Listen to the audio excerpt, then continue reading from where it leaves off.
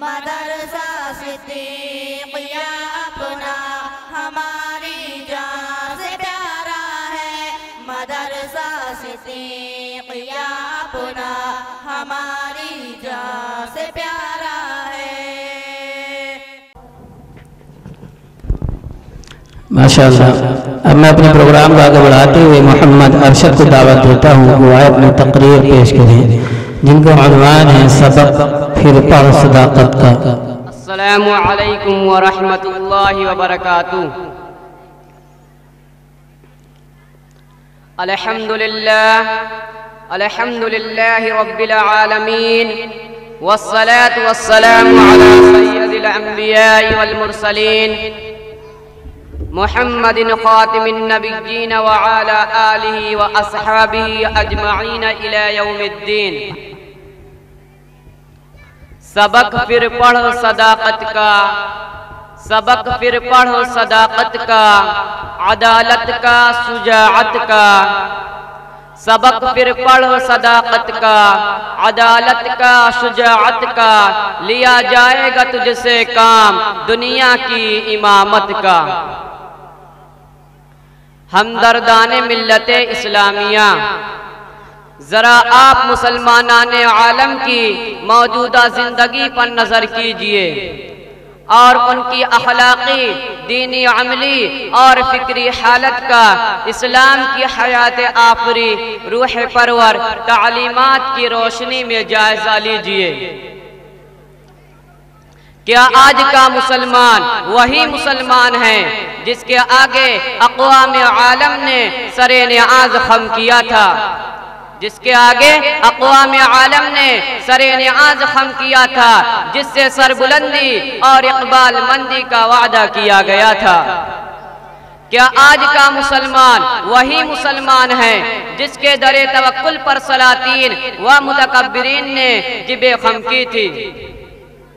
کیا آج کا مسلمان وہی مسلمان ہے جس کے نعرہ تکبیر نے ایوان باطلہ میں زلزلہ پیدا کر دیا تھا؟ جبکہ تاریخ بتاتی ہے کہ دنیا نے مسلمانوں کا وہ دور بھی دیکھا ہے، جبکہ تاریخ بتاتی ہے کہ دنیا نے مسلمانوں کا وہ دور بھی دیکھا ہے جبکہ قیصر و کسریٰ کی حکومتیں ان کے قدموں پر نچھاور ہو رہی تھی۔ دنیا نے مسلمانوں کا وہ عہد بھی دیکھا ہے جبکہ بحر ظلمات ان کے لیے خشک و شائرہ بن گیا تھا۔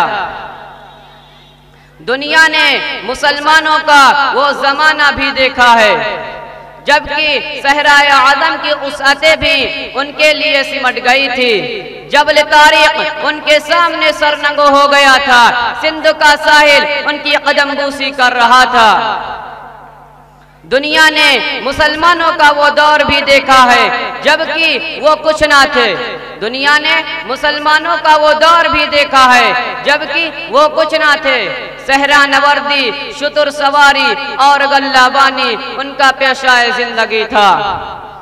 لوٹ پاٹ، قتل و قتال، فتنہ و فساد شاع زندگی تھا۔ جہالت و ضلالت، شناعت و رذالت شعر زندگی تھا۔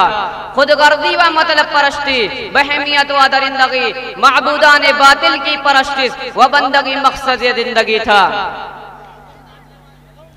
پھر دنیا نے وہ دور بھی دیکھا کہ ایک امی لقب، اعلیٰ نسب، ممتاز حسب، پی کر برکت و رحمت، خوگر محبت و رافت کی طرح درد مندی سے اٹھتا ہے، پیغام توحید سناتا ہے، راہ حق کی طرف بلاتا ہے، عربوں کی زندگی میں انقلاب پیدا کر دیتا ہے، فکر و حیات بدل دیتا ہے۔ پس درود بھیجئے اس رسول پر، درود بھیجئے اس محسن انسانیت پر۔ اللہم صلی وسلم دائما ابدا علی حبیبک خیر الخلق کلہم۔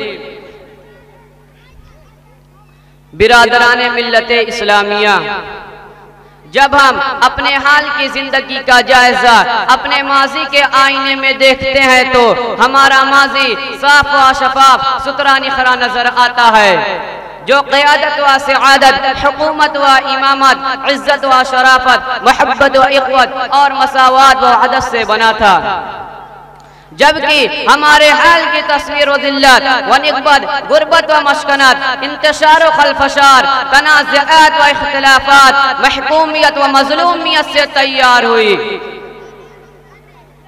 کتنا عظیم فرق ہے جس قوم مسلم سے وَأَنْتُمُ الْأَعْلَوْنَ إِن كُنْتُم مُّؤْمِنِينَ کا وعدہ کیا گیا تھا، اور اسلام نے اس وعدے کو پورا بھی کر دکھایا۔ اسلام نے شتر سواری کو طریق جہانبانی بخشا، صحرا نوردی کو طریق حکمرانی بخشا۔ اسلام نے اپنے ماننے والے کو صلابت و عقیدت کی قوت دی، اتحاد کی طاقت دی۔ اسلام نے اپنے ماننے والے کو جذبہ اطاعت اور طریق عبادت بخشا۔ اور جب مسلمانوں نے ان کنتم مؤمنین کا مثالی نمونہ بنا کر اپنے کو پیش کیا تو فتح و نصرت، شان و شوکت، قدر و منزلت، وقار و عزت اور الفت و محبت، اخوت وحدت کی مثال بنے رہے۔ جہاں گئے پذیرائی ہوئی، اس لیے کہ انہوں نے تربیت گاہ رسول سے بندگی کا درس لیا تھا، صادقی کا درس لیا تھا، عبادت و اطاعت کا سبق سیکھا تھا، اور اس حقیقت کو اپنی روح کی گہرائیوں میں اتار لیا تھا کہ من کان للہ کان اللہ لہ، کہ من کان للہ کان اللہ لہ، جو اللہ کا بن جاتا ہے، جو اللہ کا بن جاتا ہے، جو اپنے خالق کے در پر جھک جاتا ہے تو خالق کائنات دنیا کو اس کے در پر جھکا دیتا ہے۔ کسی شاعر نے کیا خوب کہا ہے، مٹایا قیصر و کسریٰ کے استبداد کو جس نے، مٹایا قیصر و کسریٰ کے استبداد کو جس نے، وہ کیا تھا زور حیدر، فقر بوذر، صدق سلمانی۔ برادران ملت، ہمارا سب سے بڑا المیہ یہ ہے کہ ہمارے پاس اسلام کا نام ہے، ہمارے پاس اسلام کا نام ہے، اسلام کی روح نہیں، اسلام کا ٹائٹل ہے، اسلام کی حقیقت نہیں۔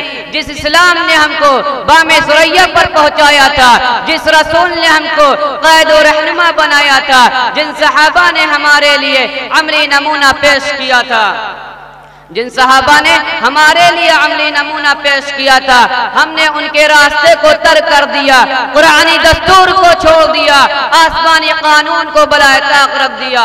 یہی قرآن تو عزت و عظمت کا تاج پہناتا ہے، یہی قرآن تو سلیقے جہانبانی سکھاتا ہے، یہی قرآن تو اصول بندگی بتاتا ہے، یہی قرآن تو راہ حق پر لگاتا ہے، یہی قرآن تو راہ حق پر لگاتا ہے، یہی قرآن تو مخلوق کو خالق سے ملاتا ہے، یہی قرآن تو عبد معبود میں ربط پیدا کرتا ہے۔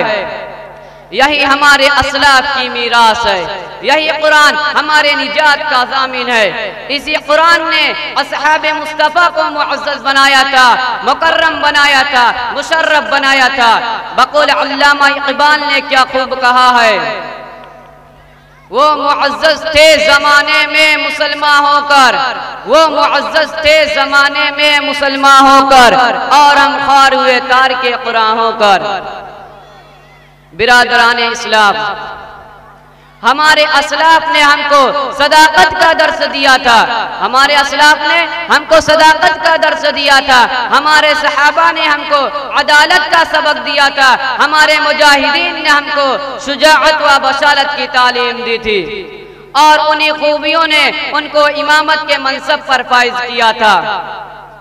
آج ہم نے اپنے اسلاف کے کارناموں کو فراموش کر دیا اور ان کی میراث کو گنوا دیا، تو انجام یہ ہوا کہ گنوا دی جو ہم نے اسلاف سے میراث پائی تھی، گنوا دی جو ہم نے اسلاف سے میراث پائی تھی، ثریا سے زمین پر آسمان نے ہم کو دے مارا۔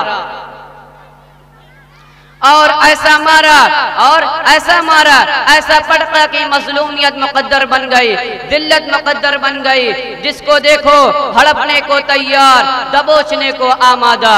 کہیں قتل ہو رہا ہے، کہیں سزائے بھگت رہے ہیں، کہیں قزاقستان تو کہیں افغانستان تو کہیں چیچینیا، اور اپنا یہ ہندوستان تو مت پوچھئے کیا کچھ نہیں ہوتا، اور اپنا یہ ہندوستان تو مت پوچھئے کیا کچھ نہیں ہوتا۔ کبھی فساد تو کبھی مسجد کی شہادت، تو کبھی مدارس پر حملے، تو کبھی اسلامی شخصیت کو توہین، تو کبھی طلبہ مدارس کو دہشت گرد بتاتے ہیں، تو کبھی علماء اسلام کو انتہا پسند کہتے ہیں۔ برادران ملت، آج ہم اپنے اسلاف کے کارناموں کو فراموش کر دیا تو انجام یہ ہوا کہ خدا لم یزل کا دست قدرت تو زباں تو ہے، خدا لم یزل کا دست قدرت تو زباں تو ہے، یقین پیدا کرے غافل کی مغلوب غما تو ہے، پرے ہیں چرخ نیلی فام سے، پرے ہیں چرخ نیلی فام سے، منزل مسلمہ کی ستارے جس کے گرد راہ ہو وہ کارواں تو ہے، وما علینا الا البلاغ۔ جہاں ذکر حبیب ہوتا ہے وہاں خدا بھی قریب ہوتا ہے، ایسی مجلس میں بیٹھنے والے بڑے ہی خوش نصیب ہوتے ہیں۔ حقیقت بات ہے، یہ مجلسیں جلدی نہیں ملا کرتی ہیں، بڑے خوش نصیب ہوں شخص جیسی مجلسوں میں بیٹھے ہیں۔